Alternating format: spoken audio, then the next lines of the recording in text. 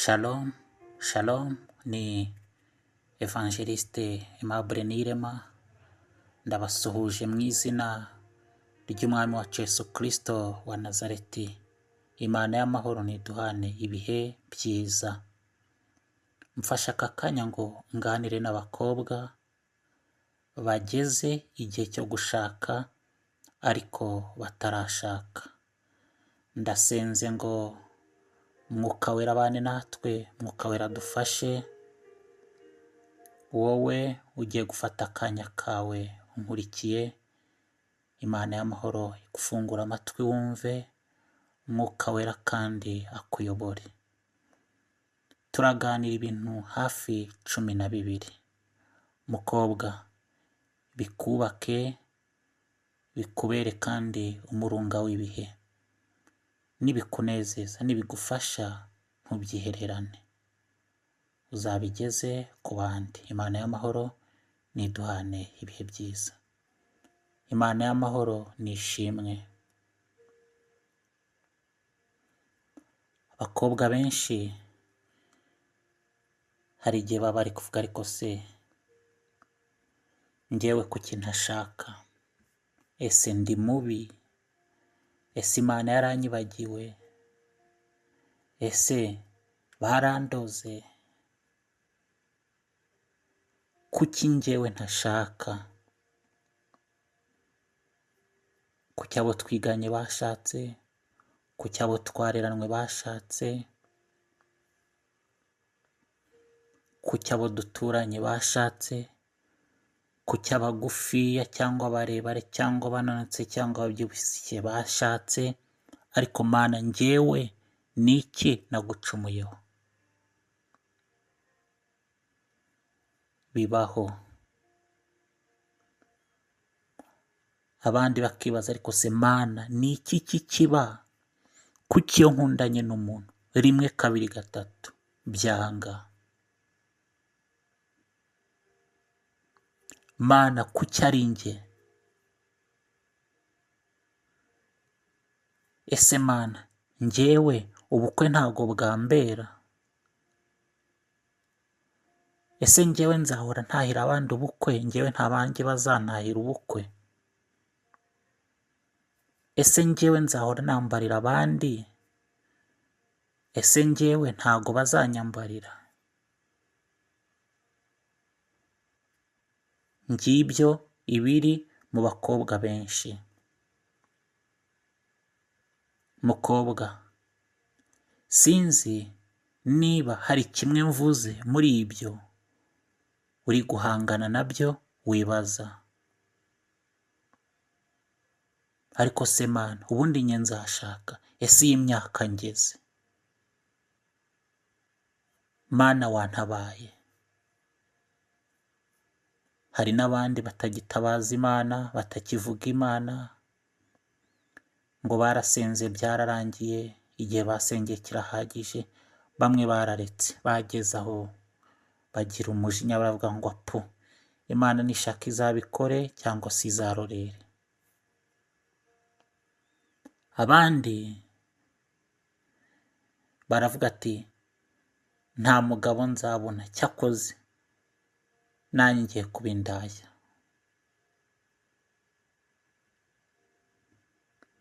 Mukobwa, mfashe aka kanya rero ngo nkubwire ibintu 12 ahari bituma udashakwa. Imana y'amahoro igufungura amatwi ubyumve. Ibyo wumva ari bibi kandi bikuriho uba muri ubwo buzima, ubisenye mu izina rya Yesu. Imana y'amahoro ishimwe.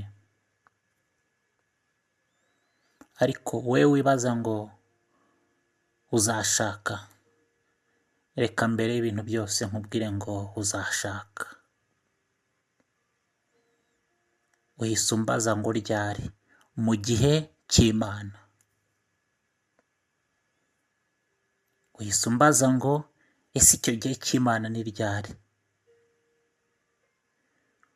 Mvuze mu gihe cy'Imana, ku munsi wawe Imana yakugeneye, ni ukuri nawe uzakora ubukwe.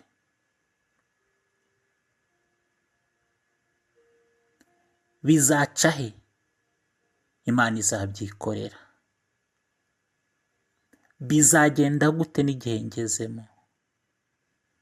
Ngize nti Imana y'amahoro izabyikorera.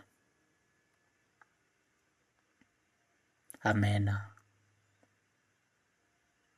Reka dutangire dusoma Abefeso igice cya mbere umurongo wa 3. Abefeso igice cya mbere umurongo wa 3. Imana y'Umwami wacu Yesu Kristo ariyo na se ishimwe, kuko yaduhereye muri Kristo imigisha yose y'umwuka yo mu ijuru. Amen. Imana yaguhaye Kristo nk'umugisha. Nta mugisha n'umwe Imana yakugeneye uruta kwakira Yesu Kristo, uwo mugisha. Imana rero yafashe Kristo imuha imigisha yose. Haleluya. Muri Kristo harimo imigisha yose. Muri Kristo rero ntihaburamo umugabo Imana yaguteguriye. Imana ishimwe. Imana y'amahoro ntabwo yari kuguha Kristo ngo akwitangire agupfire ku musaraba azira ibyaha byawe, ngo Imana inanirwe kuguha umugabo. Imana y'amahoro ni ishimwe. Ushobora kunyumva batari ko se Evangeliste Aimable Niyirema ari kujya mu byanditswe, ati ibyo narabisomye ndabizi, ariko ibi byanditswe byanyu amubowadi. Ariko ndi kugira ngo nkubwire ngo Imana y'amahoro yaguhaye Kristo ngo agupfire ku musaraba, ntiyabura kuguha umugabo. Amen.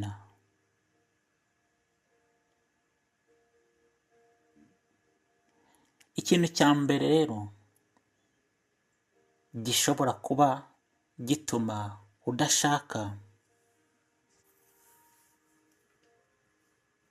ni ibyo ababyeyi bawe bakwatuyeho utaravuka cyangwa se waravutse, cyo kimwe n'ibyo wiyaturaho cyangwa se wiyatuyeho. Hari abantu bagirirwa umugisha bakavuka mu rugo rusenga cyangwa se rutavuga ibintu bipfuye. Hari igihe rero ababyeyi bawe uvuka barakwatuyeho ibintu bibi.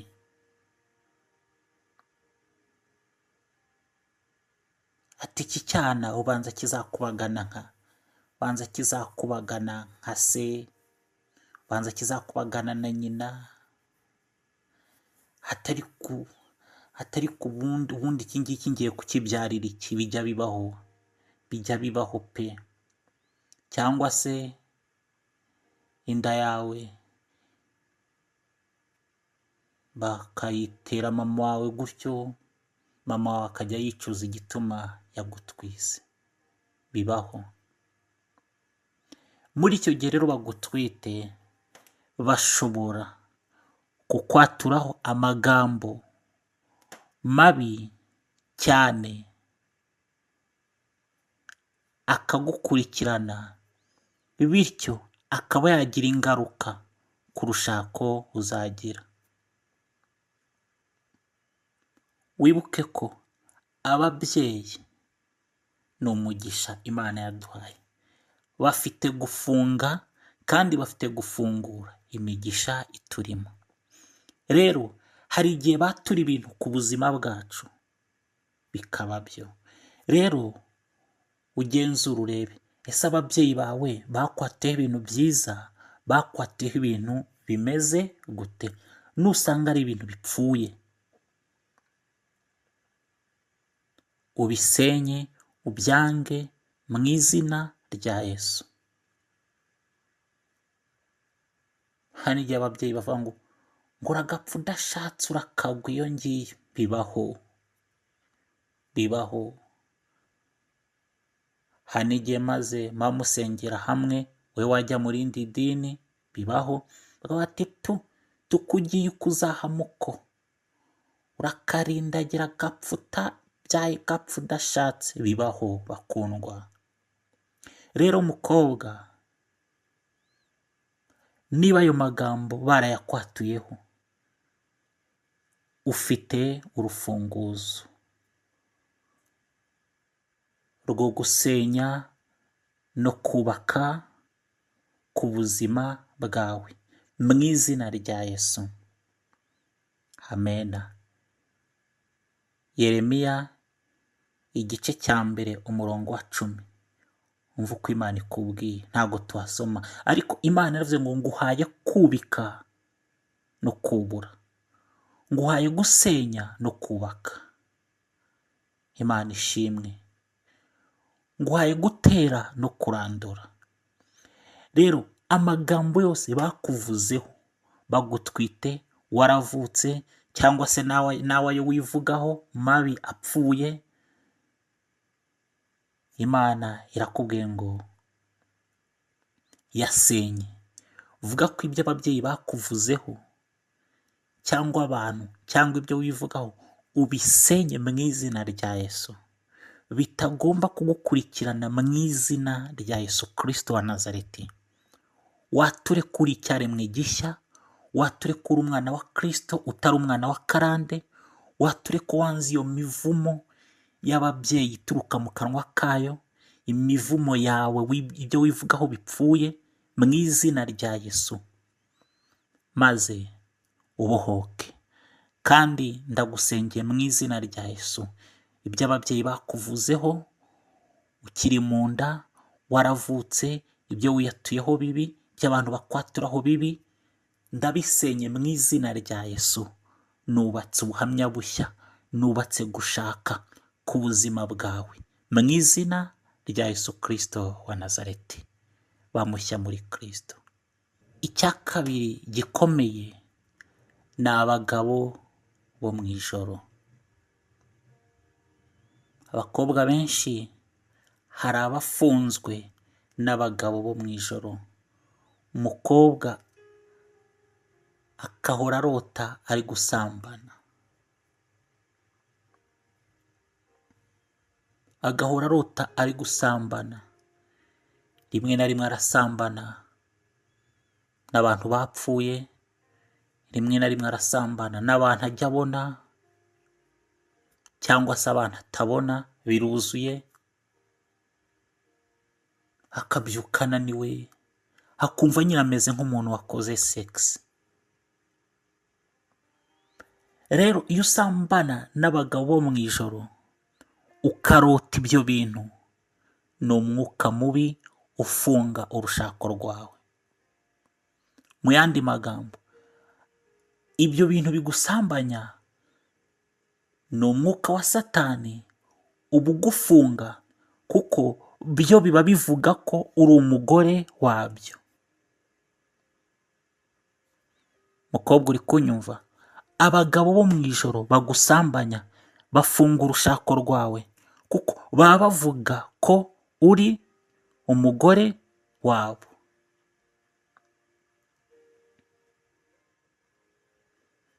Rimwe na rimwe bihindura mu bantu uzi. Hari n'igihe musambana ukumva ni byiza, biraryoshye, kuko ni abantu uzi, ni abantu mukundana, ariko ukabyuka uva si ibintu nari ndimo ni ibiki. Muri make bo bandikishije ko uri umugore wabo.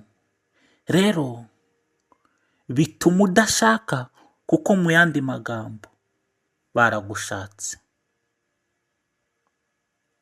ariko ndatuye ngo abo bagabo bo mu ijoro bakuvire mu buzima mu izina rya Yesu. Abagabo bo mu ijoro bakuvire mu buzima mu izina rya Yesu. Abavuze ko uri umugore wabo ntiwashatse, mu izina rya Yesu ndatura amaraso ya Kristo ku buzima bwawe mukobwa, amaraso ya Kristo ku buzima bwawe mu izina rya Yesu, amaraso ya Kristo aho urara mu izina rya Yesu. Abagabo bo mu ijoro bakurekure, mbivuze mu izina rya Yesu Kristo wa Nazareti. Injira mu butsinzi bwawe, Imana iguha umugisha. Wowe urota izi nzozi, ntukaryame udasenze, ntukaryamye utavuze ngo Mana ndasenya indoto mbi ku buzima bwanjye. Ndirukana abagabo bo mu ijoro mu izina rya Yesu, ndabirukana mu ndoto. Nanze ko bansambanya mu izina rya Yesu. Sindi uwawe, ndi uwawe Kristo. Ndari mu maraso yawe Papa mu izina rya Yesu. Bibaye byiza wabikora nk'umuti. Iyo ugiye kwa muganga bakakubwira ati jya unywa ibinini 5, 7 ku munsi, nijoro ugiye kuryama urabikora. Reka nkugire inama, jya wirukana aba bagabo bo mu ijoro. Byibuze uvuge ati mu izina rya Yesu nanze abagabo bo mu ijoro. Ubikore, ubivuge, ubyature inshuro 7 mbere y'uko uryama.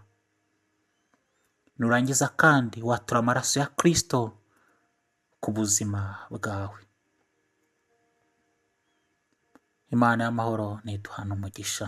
Urakoze kunyumva. Icya gatatu gituma utarashaka ni igihe cy'Imana.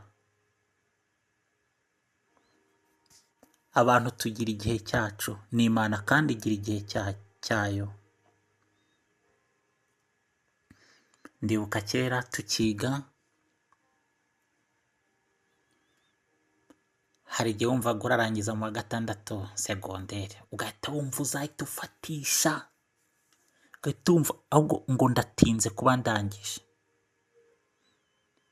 Hari igihe tuba twibwira ibintu nyine by'ubwana, tukumva abantu bageze hanze batakiga barafatishije, ariko wagera hanze nyine ukabona isi. Amategeko y'u Rwanda ngira ngo ejo bundi bashyize ku myaka 16 ngo umuntu aryemera gushaka, ariko ntabwo barabisinya. Ariko ubu ngo ni 21 gushaka. Rero umukobwa wese ugejeje 21 aba yumva yashyushye, kandi koko reka mbabwire ni ukuri, niba hari ikintu kiryoha kandi Imana ikiguhe, ndakigusabiye mu izina rya Yesu, Imana izagukorera ubukwe kandi uzashake. Biraryoha iyo ushakanye n'umuntu Mana we mwiza, muzima, utagutesha umutwe, ukumva ukuririra, nyine mugasangira mukanezerwa, mugakina mukanezerwa, mukishima. Uwo ndamugusabiye, mukabyara abahungu n'abakobwa, ni umugisha. Ariko igihe cyawe si cyo gihe cy'Imana.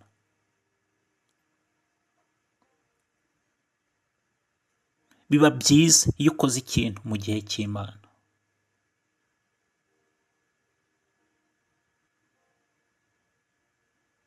Imana ishimwe. Kera ngishaka perimi, hari igihe nabwiraga ariko Mana wampaye perimi, Imana ikambwira ati Aimable, iki ntabwo ari cyo gihe cyawe. Ariko Imana ikajya inyigisha ati nshobora kuguha perimi ejo ugakora impanuka. Mana wampaye perimi, Imana ikaba ati Aimable, this is not your time, iki si cyo gihe cyawe. Ariko uburyo Imana yampaye perimi ni ubuhamya, ni ibitangaza. Nawe iki gihe uri kubwira Imana ngo igukorere ubukwe, iguhe umusore ugukunda, nyine ni byiza kandi kuko urumva ari igihe cyawe. Ariko reka nkubwire iri jambo, reka Imana ibikore mu gihe cyayo. Ariko se Aimable, iyi myaka mfite, igihe cy'Imana ntabwo kiragera. Hari igihe cyaba cyarageze, hari n'igihe kitaba cyarageze. Hari igihe kigera umuntu akirangaraho, ariko nanone hari n'igihe umuntu ntacyo aba yicuza atarirangayeho, akaba arindiriye igihe cy'Imana. Imana y'amahoro ni ishimwe.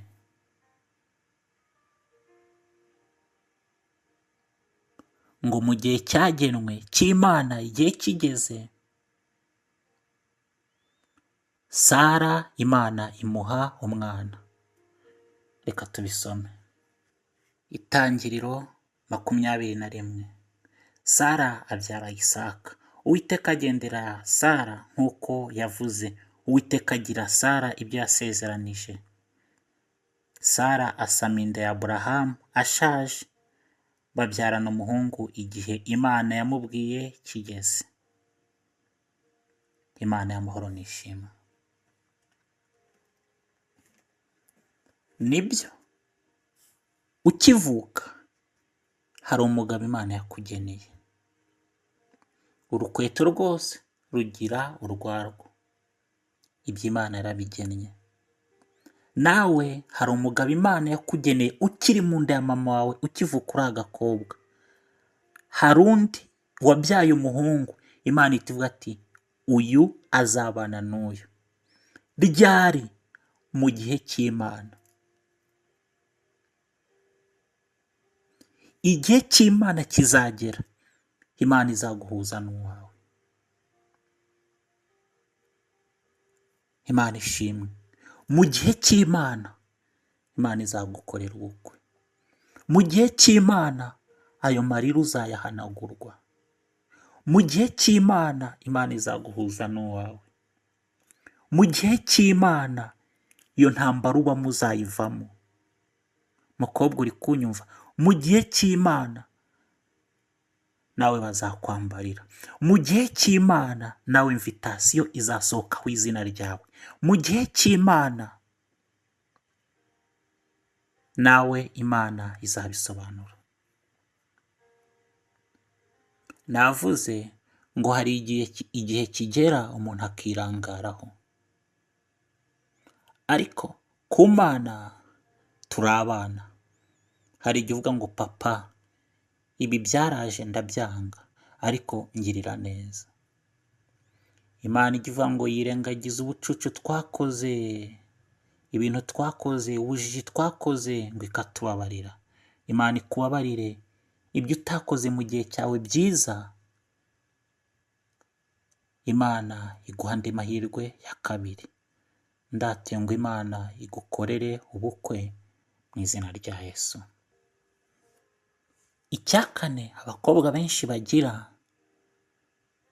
ushobora kuba utendeka. Gutendeka bishobora kugufungira umugisha wawe. Uzi impamvu? Bibiliya iravuga ngo icyo wumva ko wakorerwa haba ari cyo ukorera abandi.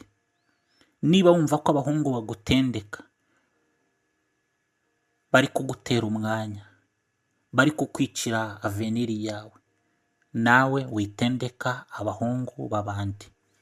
Imana yaguhaye ubushobozi, iguha amahitamo yawe, iguha kubwira umuntu ngo ntabwo twakomezanya mu rukundo, mfite uwo dukundana. Iguha kuvuga yego, iguha kuvuga oya. Gutendeka ni icyaha. Gutendeka ni bibi. Gutendeka Imana ntabwo ibikunda. Rero uko utendeka abandi, hari n'igihe nawe bitera ko nawe bagutendeka. Witendeka abahungu b'abandi, rekura abahungu b'abandi utendetse, nawe Imana ikugire neza. Kuko hari igihe Imana ibona utendetse abahungu 1, 2, 3, 4, ntawe ufashe, ntawe urekuye. Imana ikabona uri kurya abana b'abandi, umwe uramwandikira mesaje, undi ukamwoherereza izindi, gutyo gutyo. Imana ikavuga ngo reka mbe nkuretse, nugira ubwenge nzagukorera ibyawe. Imana yaduhaye amahitamo yo kuvuga ngo si dukundana rwose, kandi kubwiza umuntu ukuri ko mutakundana kubera urushako ni ikintu gikomeye Imana yihera umuntu guhitamo, nta birenze wa mugani wa Bobo. Witendeka, bwiza umuntu ukuri kutamukunda, ko mutari kumwe, ko hari uwo ufite, mukomezanye n'uwo nguwo. Na iyo utendeka hari n'abandi nabo bagutendeka, bigatuma rero igihe cyawe cyarageze, ariko kubera utendeka Imana ikabura uko ikugenza, ikavuga ati reka mbe muretse amanza arwane n'urwo ariho. Abakobwa benshi ingeso yo gutendeka irabagose, bakumva ko bari gufatisha. Abanyarwanda bakuvuga ngo niba ngo bagarira yose ntuzirizera. Iyo ni imigani y'Abanyarwanda, ni imigani y'abapagani, cyangwa se nibyo bakoresha mu mirima kubera imirima ariyo yera ariko umuntu ntiyera. Ariko witendeka, niba wumva ko bitaba byiza nawe bagutendetse, nawe witendeka abahungu b'abandi. Ngo none se ngo bo ko badutendeka, njye ndi kubwira cyangwa ndi kuvugana n'umukobwa wumva, sindi kubwira n'ushaka kuburana. Abandi ni abandi, nawe uri wowe. Witendeka niba ushaka ko Kristo akugirira neza. Icya gatanu, nturamenya uko wifata imbere y'abagutereta. Hari iyo ugendera mu mabwira, abakobwa bakakubwira ati wowe ukundana n'umuhungu, umwaka utuntu, umwaka amasaha, umwaka telefone, umwaka amayinite, umufata uku. Hari igihe nyine yagutumiye ntugenda wenyine, ugenda gutya na gutya. Umuhungu akabona ahubwo uri incakura, akaba si umuntu naba amujyana hehe. Iyo ukundanye n'umuhungu ugira uko wifata, nyine uriyubaha. Uriyubaha, ukiyitaho, ukagira isuku, ukiyubaha, ariko ntusabiriza. Erega umuhungu muba mugiye gukundana si banke, si ikigega. Uramwubaha kandi nawe akakubaha. Ntugenda ushaka ngo yawe nansaba ngo none ngo we nzahitamo. Akagukorakora uko ashaka, akakwagaza, akagukorakora ku mabere, akagusoma. Uriyubaha, uririnda, kandi ukamwubaha. Abakobwa benshi rero ntibamenye uko bifata imbere y'ababatereta. Hari abagenda ngo birekuye, ngo nyine ngo uyu muhungu wirekuye, ngo nawe nyine ngo nawe abona ko wirekuye, akabona ngo nyine nturi umunyacyaro. Oya, ujye wifata uko abakobwa b'Imana bagomba kwifata. Baririnda, bariyubaha, kandi bubaha n'abari kubatereta. Ntago basamara, ntibabakorakora amabere, ntibabakorakora mu matako yabo. Bariyubaha, baririnda. Ntibarya cyane, baririnda nyine, baririnda. Ntibafata abahungu nk'ikigega, ntibabwira ngo ku mazi, amafi, amakoko, iki n'iki, isaha, amayinite, fone yamenetse, iki gutembera, kugira gute. Bariyubaha, baririnda muri byose. Iyo ukundanye n'umuhungu uritonda, kuko iyo utandukanye n'uwo muhungu wenda muri kumwe, aragenda akaba si umuhungu, nawe agatekereza si umukobwa umeze gutya, witwara gutya, wambara gutya, abandi mwambara nabi. Si umukobwa nzamujyana mu muryango yambara gutya. Ese umukobwa ko arya nk'intuza, nk'ikamyo inywa esanse. Urasabwa kwirinda no kumenya uko witwara. Urasabwa kumenya uko uvuga.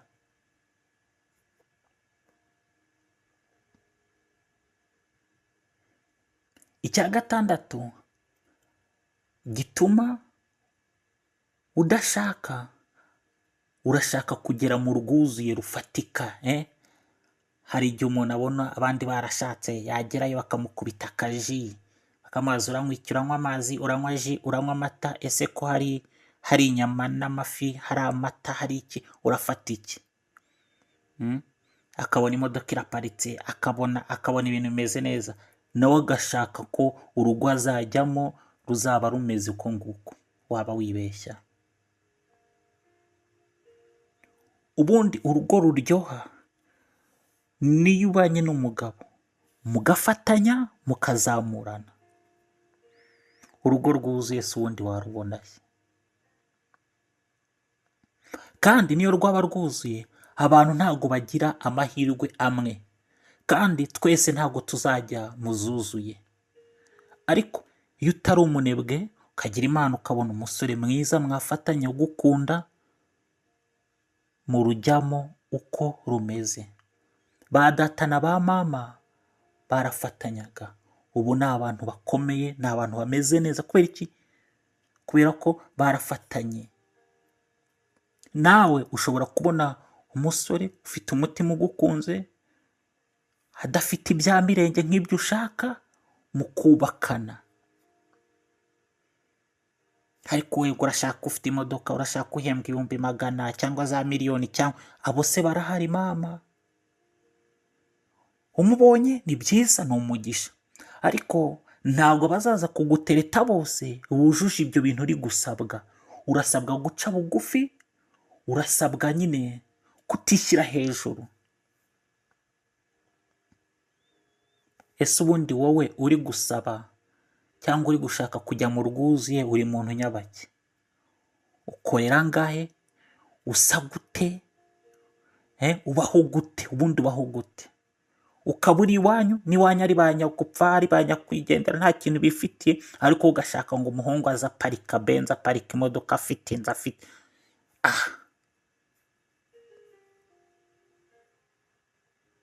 Rev Antoine Rutayisire yaravuze ngo niba ushaka umugabo ufite ibyo aratebye, aravuga ngo uzanyijyanire ninjye musaza, ninjye wabyujuje, ninjye ubifite.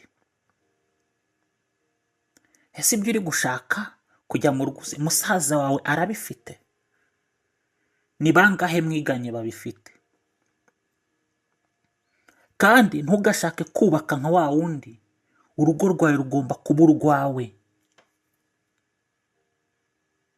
Ubibonye ni byiza, ariko nawe ushobora kubibona uri kumwe n'uwo mugabo. Ni bangahe suzi batangiye nta kintu bafite, bakajya kubana nta kintu bafite, ariko ubu ngubu bakaba ari abantu bakomeye. Nawe rero mwarwubaka rugakomera.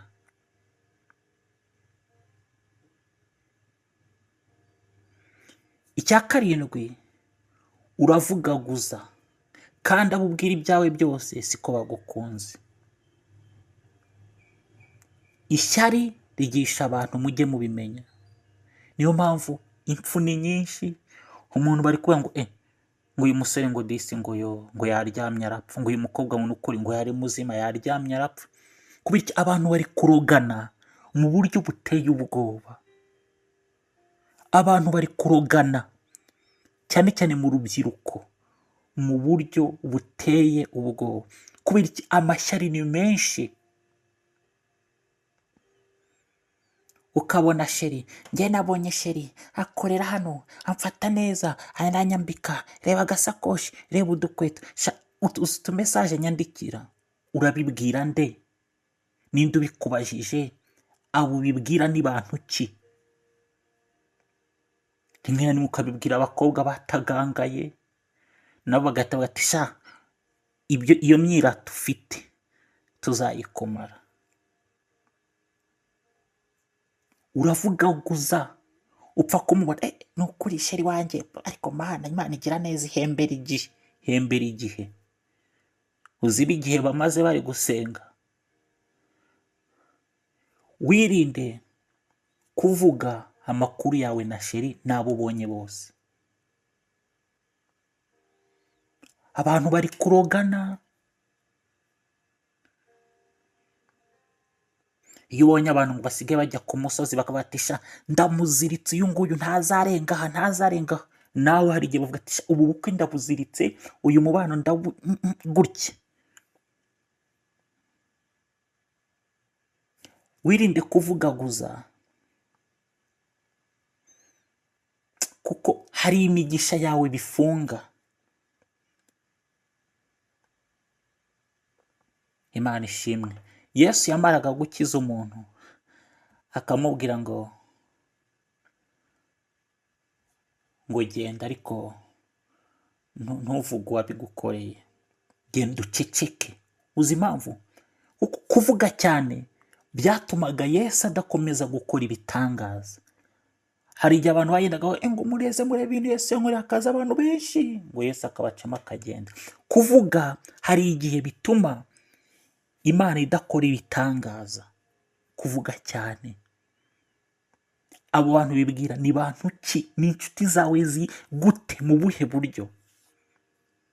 Hari abo bibwira bakavuga ati Mana we, Imana ishimwe, reka tumusengere rwose Mana none. Ariko hari n'abandi bibwira iryinyo ku rindi.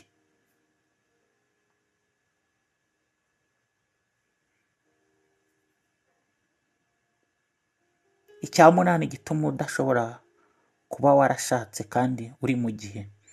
Hari igihe uba hari abantu wanze kubabarira.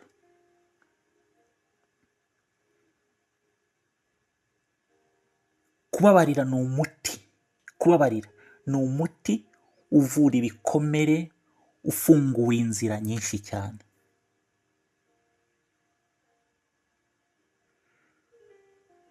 Ndabyibuka nanjye hari umuntu naranze kubabarira, Mana we, nari naranze kumubabarira, ibintu byanjye byose bifunzwe. Ndamubabarira kandi disi niwe wari warampemukiye. Nkirangiza kumubabarira, Imana irambohora, inzugi zirafunguka, iminyururu irafunguka. Nawe ndakwifuriza kubabarira mu izina rya Yesu. Kubabarira ni umuti. Reka mbivuge gutya, kubabarira ni umwe mu miti ifungura inzira zifunze.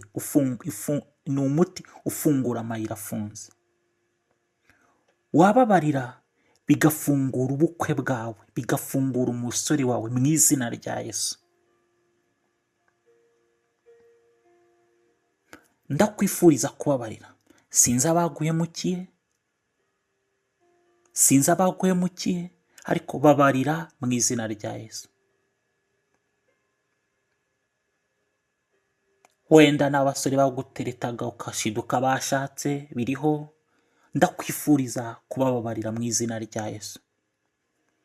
Wenda n'abasore mwaryamanye mugasambana, bakubeshya ngo muzashakana bakagenda.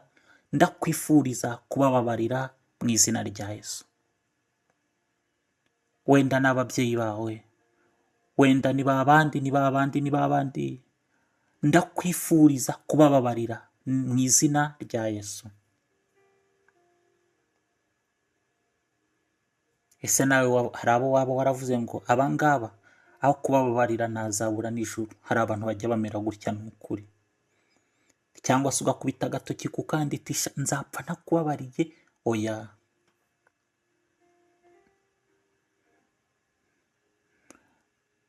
Imana y'amahoro iguha imbaraga zo kubabarira. Ndavuze ngo kubabarira ni umuti. Ni umuti. Abantu bafite ibintu byinshi biziritse kubera iki? Ntibababarira. Iyo utababarira, n'Imana ishobora kuba ati umugabo nzamuha akamukorera akagakosa. Ese uyu muntu azababarira? Kuko hari igihe utababarira, apfa n'umuntu wese ugukoreye ikosa ati tuyunguye use nyine ukumva nyine. Ariko babarira, Imana ibone ko n'umuntu yagukorera akantu wababarira. Kubera ko ijambo ry'Imana rivuga ngo udakiranuka ku gato ntiyakiranuka no ku byinshi. Utababarira uwo muntu ushobora no kutazababarira rimwe na rimwe umugabo wawe. Imana iguha umugisha kunyumva. Kubabarira ni umuti.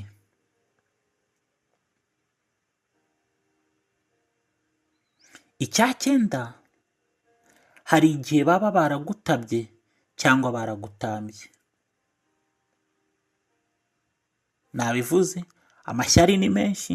Hari igihe inshuti zawe cyangwa se hari n'ababyeyi rega bakubyara cyangwa se abantu bakaba bati uyu nguyu agomba kuba hano mpaka. Ese ibyo murabizi ko hari n'igihe n'ababyeyi bawe bavuga ati uyu nguyu niwe mfite, ntabwo azava hano, azahora amfasha imirimo yo mu rugo mpaka. Umwana aririrwa aho ngaho akora ibintu byo mu rugo kubera iki umubyeyi yanze kumurekura. Hari ngo n'ababyeyi bamera gutyo bati none se ntabwo nzasigara njyenyine hano, hano ugomba kuba umuntu. Birahari. Hari n'igihe ababyeyi bagutamba bakavuga ngo uyu nitumubyara tuzamubaha, azajya abakorera.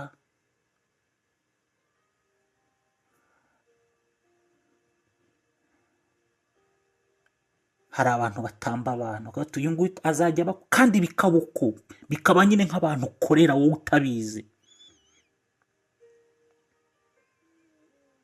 Ababyeyi babikora, hari igihe wenda bajya kukubyara se bashobora kugirana n'amasezerano n'indi myuka no kuvuga ati uyu mwana azadukorera, uyu mwana ntazigera ashaka, bikaba uko.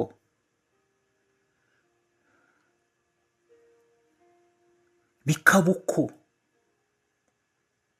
Bakagutamba, bakagutaba ahantu gato, uyu ni uwacu, ni uwacu, ntaho azajya. Bakagirana amasezerano n'abo bantu bakavuga ati uyu nguyu azabakorera.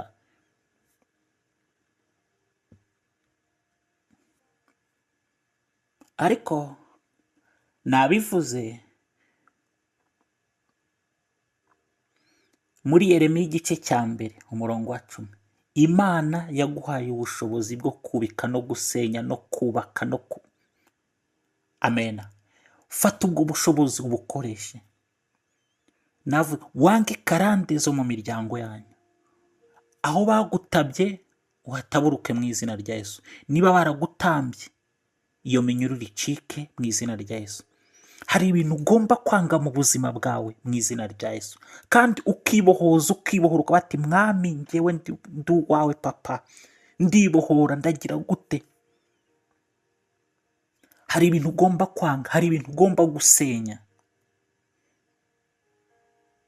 Hari igihe uvuga ko se njyewe mu rugo ko bameze kuriya, buriya babikora. Hari igihe iwanyu abari n'abarozi utabizi, ntumbwire ngo ni isi iwanyu abarozi, kuko biruzuye, birahari mwana wa Yesu. Ihambura iyo minyururu ya ikuboshye mu izina rya Yesu. Niba hari aho bagutabye, ari inshuti, ari abantu, ari imyuka mibi, ari abaki, usenye kandi wubake. Icya 10 ni ubusambanyi.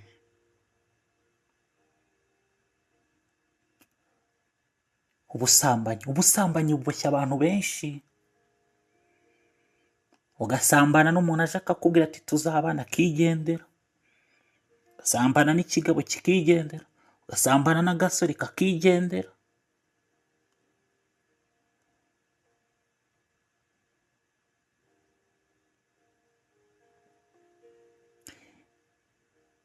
Abakorinto ba mbere ibice 6 umurongo wa 15, reka tuhasome.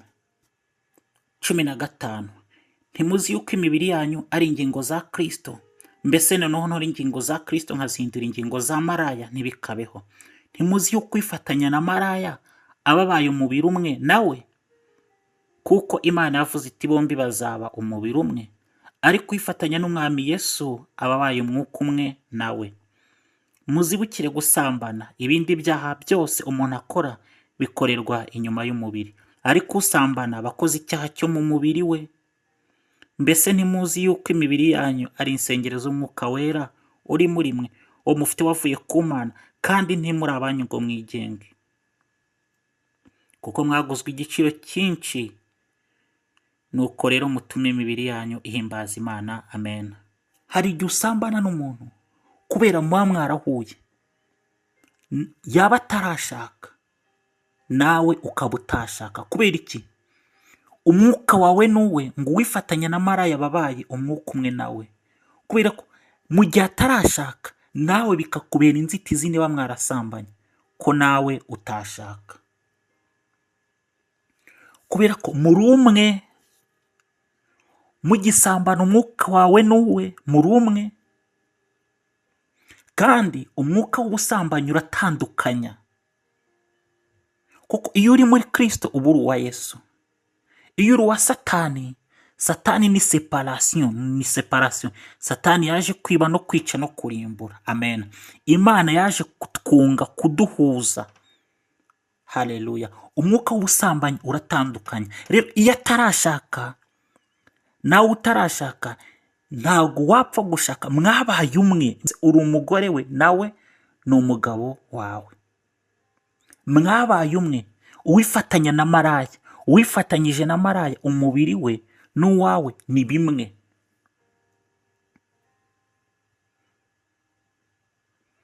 Ubusambanyi butumye abantu benshi badashaka.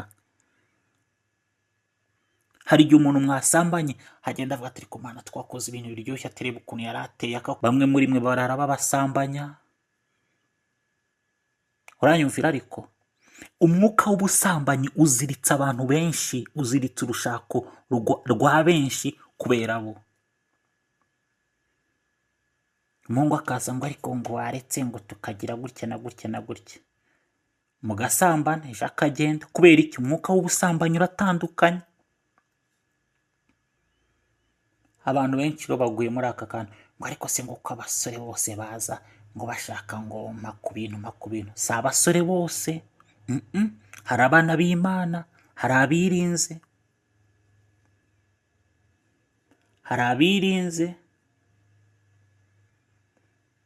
Umwuka w'ubusambanyi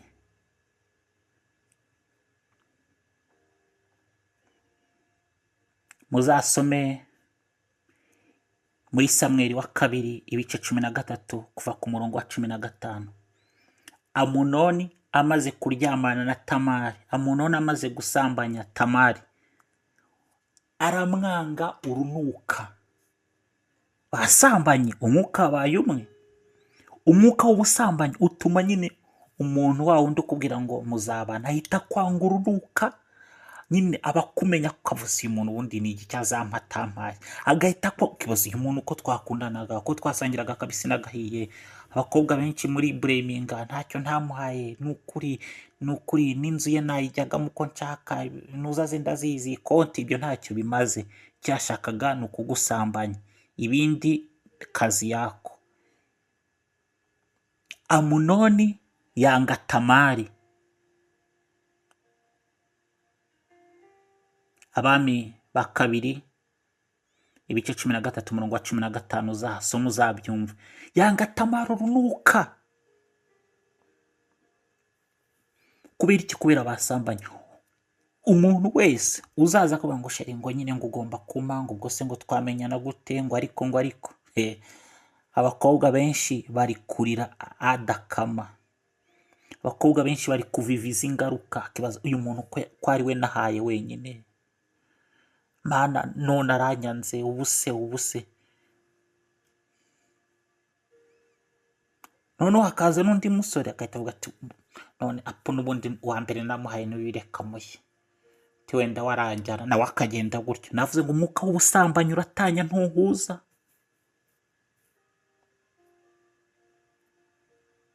Mwitonde gusambana kuko biri gufunga imigisha myinshi yanyu yo gushaka. Ushobora kumbwira ati ariko se none sinjye ko nasambanye ubwo singikoze ubukwe. Uzabukora mu izina rya Yesu bwiza.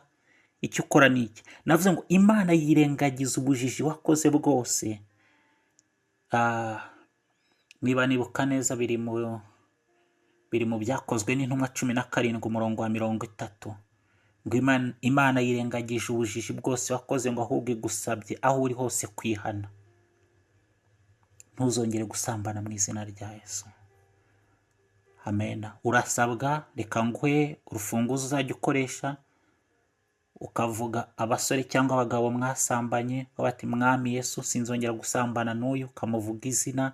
Sinzongera gusambana nawe mu izina rya Yesu, ukabavuga izina. Ati mwami mbaye uwawe, sinzongera gusambana nawe mu izina rya Yesu, ndi icyaremwe gishya. Amen. Ukabatura amazina, ukaba utazongera gusambana nabo, bakakuvira mu buzima, ugatangira ubuzima bushya muri Kristo Yesu, ubuzima bukuganisha mu bukwe bwawe. icya cumi na rimwe ni indahiro mwigeze kurahirana n'abaguteretaga. Hari igihe muteretana gati sheri ni ukuri sheri rwose nzagukunda mpaka mpfuye sheri bizagenda gute. Ejo ukabura mubenze, ejo ukagira gute. Ya ndahiro rero hari igihe ubivuga ukina ariko umuntu akabifata au seriye. Mwirinde kurahira indahiro. Sheri ni ukuri sheri nitudashakana ni ukuri sinzigere nshaka. Ukabivuga ukina ariko ya ndahiro ikagukurikirana. Sheri nitudashakana, sheri ubuse nakwanga nkazashaka nde. Sheri nkwanze dore ndi hano sheri rwose. Mwirinde kurahira. Indahiro ni ikintu gikomeye. Mwirinde kurahira.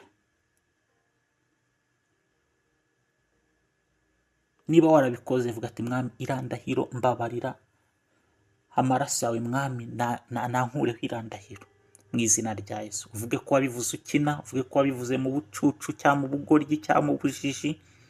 Imana y'amahoro igukureho ibyo byose. Mbivuze mu izina rya Yesu Kristo wa Nazareti. Ikindi ni icyangiro. Hari abantu bagira icyangiro mana. Umuntu wese yagutereta. Hari na bamwe disi ngo batereta mwakumva ngo aranuka. Kandi buzi ko wagiye wisiza amaparufe. Icyangiro cyangwa ukabona n'umuntu akabona wapi, akabona nturi fiyeri ye, akabona nyine icyangiro tu Satani akagutera icyangiro. Ariko igikundiro cy'Imana kikubeho mu izina rya Yesu.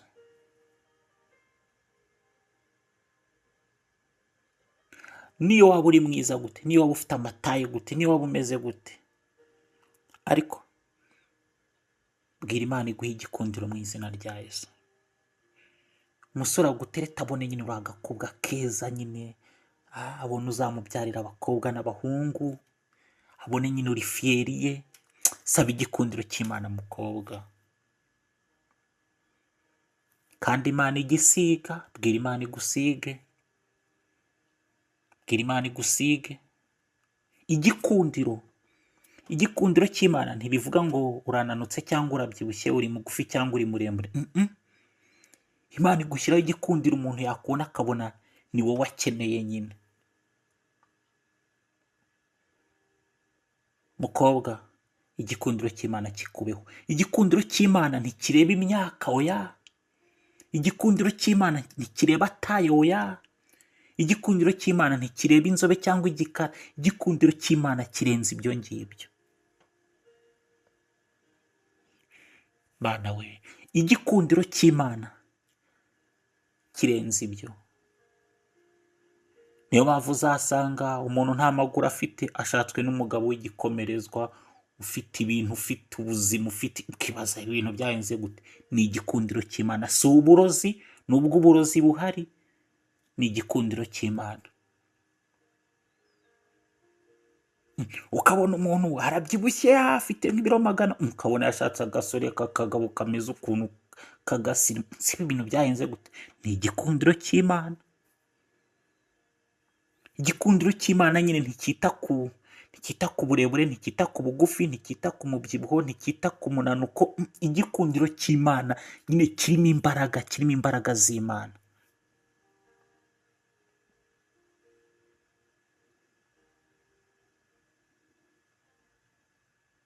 Imana iguha umugisha kunyumva. Reka nsoze mbasomera iri jambo. Ezekiyeli 21:32.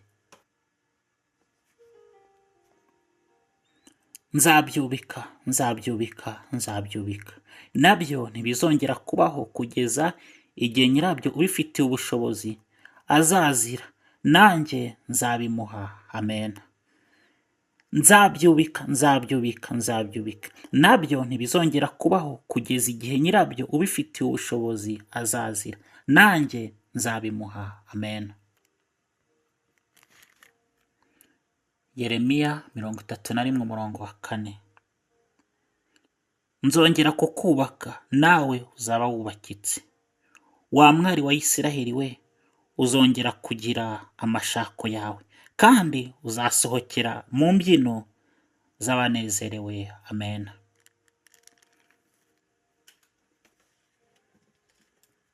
Imana igiye kukubaka mu izina rya Yesu.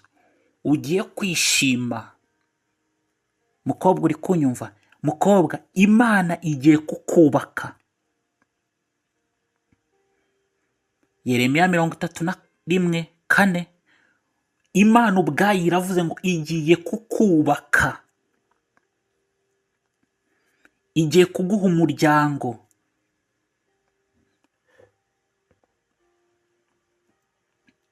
igiye kugukorera ubukwe, igiye kukwagura, igiye gusiba kandi yandike, igiye kuguhoza amarira, igiye kuguhoza agahinda, igiye kuguhoza ibikomere by'ubukobwa wagize mu izina rya Yesu. Amen. Yeremiya 31:13. Maze umwari azishima abyine, abasore n'abasaza bazishimira hamwe, kuko umuborogo wabo nzawuhindura umunezero, kandi nzabahumuriza mbatere kunezerwa mu kigwi cy'umubabaro wabo. Amen. Ugiye kubyina, ugiye kunezerwa, ugiye guseka, ugiye kunezerwa. Mu cyimbo cy'amarira haje umunezero. Mu mubabaro wagize mu gihe cyo gushaka, umubabaro wagize mu bukobwa bwawe, Imana iwuhinduye umunezero. Amen. Abakoze ubukwe barabukoze, nawe ugiye kubukora mu izina rya Yesu Kristo wa Nazareti. Abakorinto ba mbere 2:9. Iby'amaso atigeze abona n'iby'amatwi atarumva, Imana yabiteguriye abayikunda. Imana y'amahoro igiye kukwereka ibyo utigeze ubona n'iby'amatwi atigeze kumva. Uzabase, Imana, ibi ngibi nibyo wari warangeneye? Yego, yego, yego, Imana yarabigennye. Imana iri kumwe nawe mukobwa, Imana ikubohore mu izina rya Yesu. Amen. Imana igukure muri ubwo busambanyi, Imana ikubabarire indahiro wagize, Imana igukuraho bagutabye mu izina rya Yesu. Imana ivuguruza ibyo bakwatiyeho bipfuye mu izina rya Yesu. Imana y'amahoro, Imana y'amahoro, Imana y'amahoro ikugire neza, Imana y'amahoro ikurinda abagabo bo mu ijoro mu izina rya Yesu. Igihe cy'Imana kigere ku buzima bwawe mu izina rya Yesu. Imana iguhe urugo yaguteguriye mu izina rya Yesu Kristo wa Nazareti. Imana iguha umugisha. Imana iravuze ngo izabyubika, izabyubika, izabyubika. Ibyigize b'Imana ku buzima bwawe ibyubike. Abantu bigize b'Imana ku buzima bwawe ibyubike mu izina rya Yesu. Ibyishyize hejuru ku buzima bwawe byubikwe mu izina rya Yesu. Hari n'igihe abantu barahira ngo ni ukuri ngo uriya mukobwa azashaka tutakiriho, Imana igukoreye ubukwe bareba. Hari igihe abantu bavuga ngo ni ukuri uriya mukobwa akarinda ashaka, natwe tuzahite dupfa. Imana irabikoze mu izina rya Yesu, uzashaka kandi bazabibona. Hari abantu bavuga ngo nguriya ngo azarinda apfa adashatse. Ugiye gushaka mu izina rya Yesu. By'abantu bakuvuzeho bipfuye, Imana ibihinduye ubusa, Imana irabyubitse mu izina rya Yesu Kristo wa Nazareti. Amagambo bakuvuzeho ngo ntuzashaka, ngo ntuzabyara, Imana y'amahoro igiye kugukorera ubukwe, uzashaka kandi uzabyara mu izina rya Yesu Kristo wa Nazareti. Humura, Imana iri kumwe nawe. Imana iguhanagura ayo marira, Imana iguhanagura ako gahinda, Imana iguhanagure amarira watewe n'abasore bakubeshye mu izina rya Yesu. Imana iguhanagure amarira watewe n'abasore bagutendekaga mu izina rya Yesu Kristo wa Nazareti. Imana y'amahoro iguhanagura agahinda watewe n'abishe ibintu byawe mu izina rya Yesu. Imana iri kumwe nawe, Imana iragushyigikiye mu izina rya Yesu. Amen. Imana ikugire neza mukobwa wa Kristo. Ni Evangeliste Aimable Niyirema.